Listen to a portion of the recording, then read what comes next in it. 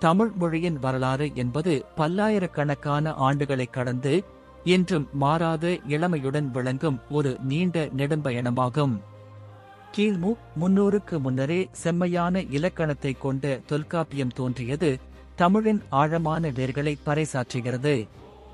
அதனைத் தொடர்ந்து வந்த சங்க காலத்தில் மதுரை தமிழ்ச் சங்கங்களின் மூலம் 8 தொகை மற்றும் 10 பாட்டு போன்ற உன்னத இலக்கியங்கள் படைக்கப்பட்டன. இதுவே தமிழின் பொற்காலமாக கருதப்படுகிறது. கிபி 2ஆம் நூற்றாண்டில் சிலப்பதிகாரம், மணிமேகலை போன்ற ஐம்பெருங்காப்பியங்களும் உலக பொதுமறையான திருக்குறளும் தோன்றி தமிழின் அறநெறியையும் கலைத்திறனையும் உலகுக்கு காட்டின. இடைக்காலத்தில் பக்தி இயக்கத்தின் எழுச்சியால் தேவாரமும் திவ்ய பிரபந்தமும் மொழியை மக்களிடம் நெருக்கமாக்கியதோடு சோழர் காலத்தில் கம்பராமாயணம் போன்ற காவியங்கள் மூலம் தமிழ் இலக்கிய உச்சத்தை தொட்டது. ஐரோப்பியர்களின் வருகைக்குப் பின் அச்சு இயந்திரங்களின் உதவியால் உரைநடை இலக்கியங்கள் கிளைத்தன. இத்தகைய தொடர்ச்சியான வரலாற்று சிறப்பினை அங்கீகரிக்கும் வகையில் 2004ஆம் ஆண்டு இந்திய அரசால் தமிழ் முதல் செம்மொழியாக அறிவிக்கப்பட்டது. இன்று பழமை மாறாமல் நவீன தொழில்நுட்ப தேவைகளுக்கேற்ப இணையத்திலும் கணினியிலும் தமிழ் ஒரு வலுவான மொழியாக தொடர்ந்து வளர்ந்து வருகிறது. உலகில் தற்போது சுமார் 7159க்கும் மேற்பட்ட உயிருள்ள மொழிகள் பேசப்படுகின்றன. இந்த எண்ணிக்கை ஒவ்வொரு ஆண்டும் ஆய்வுகளின் அடிப்படையில் மாறுபடக்கூடியது. உலகின் மொழிகள் குறித்த முக்கிய விவரங்கள் இதோ. கண்டங்கள் வாரியாக ஆசியாவிலும் 2301 மொழிகள், ஆப்பிரிக்காவிலும் 2138 மொழிகள், அதிக எண்ணிக்கையிலான மொழிகள் பேசப்படுகின்றன. பசிபிக் பகுதிகளில் 1300 மொழிகளும், அமெரிக்க கண்டங்களில் 1064 மொழிகளும், ஐரோப்பாவில் மிக குறைவாக 286 மொழிகளும் பேசப்படுகின்றன. மக்கள் பயன்பாடு. உலக மக்கள் தொகையில் சுமார் 94% பேர் வெறும் 6% மொழிகளை, அதாவது 389 மொழிகள் மட்டுமே பேசுகின்றனர். அழிந்து வரும் நிலை. உலகில் பேசப்படும் மொழிகளில் சுமார் 40%க்கும் அதிகமான மொழிகள், சுமார் 3000 மொழிகள் அழியும் நிலையில் உள்ளன. முக்கிய மொழிகள் ஆங்கிலம், மாண்டரின் சீனம், இந்தி, ஸ்பானிஷ் மற்றும் பிரெஞ்சு ஆகியவை உலகளவில் அதிக மக்களால் பேசப்படும் முதல் 5 மொழிகளாக உள்ளன. உலகின் மிகவும் பழமையான மொழி எது என்பதில் அறிஞர்களிடையே கருத்து வேறுபாடுகள் இருந்தாலும் இன்றும் வழக்கில் இருக்கும் தொன்மையான மொழிகளாக கருதப்படுபவை ஹாலிடிஃபை மற்றும் வேதாந்து போன்ற தரவுகளின்படி. தமிழ் சுமார் 5000 ஆண்டுகளுக்கு மேலான வரலாற்றைக் கொண்டது. இது உலகின் மிக பழமையான, இன்றும் பேசப்படும் செம்மொழியாக கருதப்படுகிறது.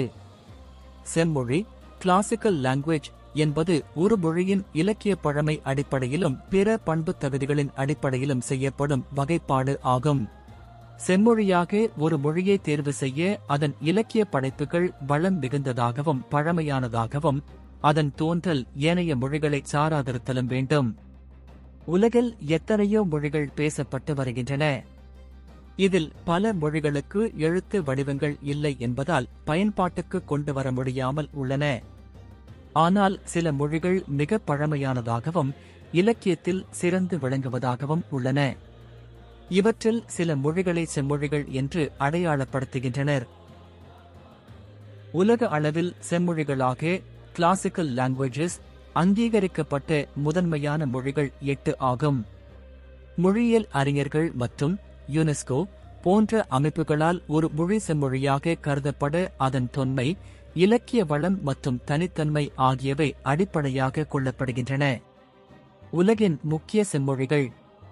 தமிழ் மிகவும் பழமையான மற்றும் இன்றும் பயன்பாட்டில் உள்ள ஒரு உயர்தனிச் செம்மொழி. சமஸ்கிருதம் இந்திய பண்பாடு மற்றும் வேதங்களின் அடிப்படை மொழி. கிரேக்கம் ஐரோப்பிய இலக்கியம் மற்றும் தத்துவத்தின் வேராக கருதப்படுகிறது. இலத்தீன் ரோமானிய பேரரசின் மொழி. பல ஐரோப்பிய மொழிகளுக்கு இதுவே அடிப்படை. சீனம் கிழக்கு ஆசியாவின் கலாச்சாரம் மற்றும் தத்துவங்களை வடிவமைத்த மொழி. அரபு இஸ்லாமிய உலகின் புனித மொழியாகவும் சிறந்த இலக்கிய வளமும் கொண்டது.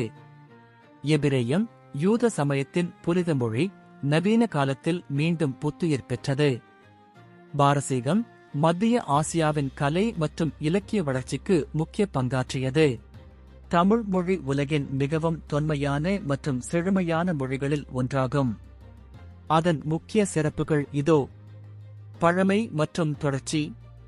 உலகில் இன்னும் பேசப்பட்டு வரும் மிக பழமையான மொழிகளில் ஒன்றாக தமிழ் திகழ்கிறது. 2000 ஆண்டுகளுக்கு முந்தைய சங்க இலக்கியங்களை இன்று இருக்கும் தமிழர்களால் ஓரளவு புரிந்து கொள்ள முடிகிறது. இது தமிழின் வியக்கத்தக்க தொடர்ச்சியை உணர்த்துகிறது. செம்மொழி தகுதி. இந்தியாவின் முதல் செம்மொழியாக கிளாசிக்கல் லாங்குவேஜ் 204-L அரசால் அங்கீகரிக்கப்பட்டது. இது அதன் தொன்மை மற்றும் தனித்துவமான இலக்கிய பாரம்பரியத்தை உறுதி செய்கிறது. தனித்துவமான எழுத்துக்கள். தமிழில் உயிரெழுத்துக்கள் லைஃப் லெட்டர்ஸ் மற்றும் மெய்யெழுத்துக்கள் பாடி லெட்டர்ஸ் என பிரிக்கப்பட்டுள்ளன. இவற்றுடன் ஆயுத எழுத்து என்ற தனிச்சிறப்பு மிக்க எழுத்தும் உள்ளது. தமிழின் வட்டெழுத்து வடிவம் பனை ஓலைகளில் எழுதும்போது கிழிந்து விடாமல் இருக்க வளைந்த கோடுகளாக உருவானது. முத்தமிழ். இயல், இலக்கியம், இசை, பாடல், நாடகம், கூத்து என 3 துறைகளாக பகுக்கப்பட்ட தனிச்சிறப்பு தமிழுக்கு மட்டுமே உண்டு. இலக்கணச் சிறப்பு. உலகின் மிக பழமையான இலக்கண நூலான தொல்காப்பியம் மொழிக்கு மட்டுமல்லாது வாழ்வியலுக்கும் இலக்கணம் வகுத்துள்ளது. உலகளாவிய அங்கீகாரம். இந்தியா, இலங்கை, சிங்கப்பூர் ஆகிய 3 நாடுகளில் தமிழ் அதிகாரப்பூர்வ மொழியாக உள்ளது. மேலும் மலேசியா, தென்னாப்பிரிக்கா மற்றும் மொரிஷியஸ் போன்ற பல நாடுகளில் அங்கீகரிக்கப்பட்ட சிறுபான்மை மொழியாகவும் திகழ்கிறது. தூய்மை. பிற மொழிகளின் துணையின்றி தனித்து இயங்கும் ஆற்றல் கொண்டது தமிழ். இது அக்ளூட்டினேட்டிவ் எனப்படும் ஒட்டுநிலை மொழி வகையைச் சேர்ந்தது. அதாவது சொற்களின் வேருடன் விகுதிகளை சேர்த்து புதிய பொருள்களை உருவாக்க முடியும். தமிழின் உலகளாவிய அறநெறி நூலான திருக்குறள் உலகின் பல மொழிகளில் மொழிபெயர்க்கப்பட்டு உலக பொதுமறை என்று போற்றப்படுகிறது. தமிழ் மொழி அறிஞர் தேவநேய பாவாணர் தமிழ் மொழிக்கு என்று 16 சிறப்பு பண்புகள், த 16 யூனிக் கேரக்டரிஸ்டிக்ஸ் ஆஃப் தமிழ் இருப்பதாக குறிப்பிட்டுள்ளார். அவை பின்வருமாறு. தொன்மை. உலக மொழிகளுக்கெல்லாம் மூத்த மிகப் பழமையான மொழி. முன்மை. மற்ற மொழிகளுக்கு முன்பே தோன்றி முதன்மை பெற்று விளங்கும் தன்மை. எண்மை, எளிமை. கற்பதற்கும் பேசுவதற்கும் மிகவும் எளிமையானது. உண்மை, ஒளிமை, மேன்மை. அறிவுச்சுடர் வீசும் ஒளிமிக்க கருத்துக்களைக் கொண்டது. இளமை. காலங்கள் மாறினாலும் என்றும் மாறாத இளமையோடு உயிர்ப்போடு விளங்குவது. வளமை. சொல், பொருள், இலக்கியம் மற்றும் இலக்கணங்களில் மிகுந்த வளமுடையது. தாய்மை. பல திராவிட மொழிகளுக்கெல்லாம் தாய் மொழியாக விளங்கும் சிறப்பு. தூய்மை. பிற மொழிச் சொற்களின் கலப்பின்றி தனித்து இயங்கும் தூய ஆற்றல். செம்மை. திருத்தமான இலக்கண அமைப்பை கொண்ட செழுமையான மொழி. மும்மை.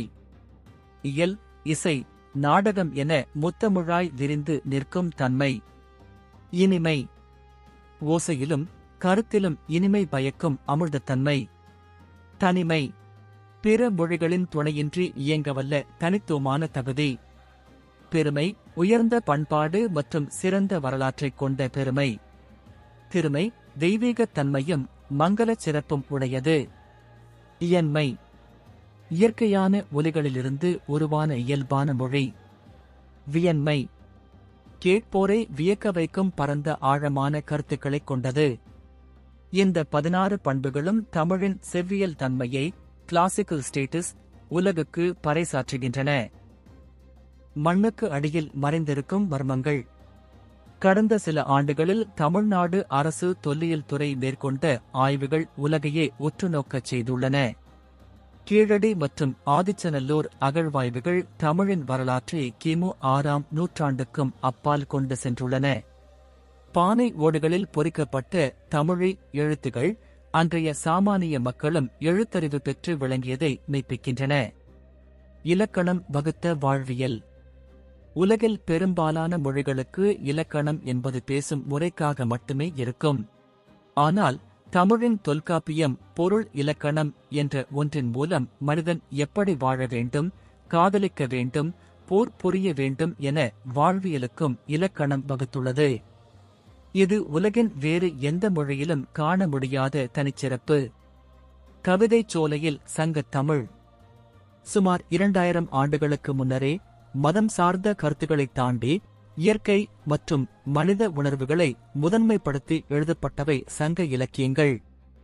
யாதும் ஊரே யாவரும் கேளிர், உலகமே என் ஊர், எல்லா மக்களும் என் உறவினர் என்ற உயர்ந்த தத்துவத்தை அன்றே உரக்கச் சொன்னது தமிழ்.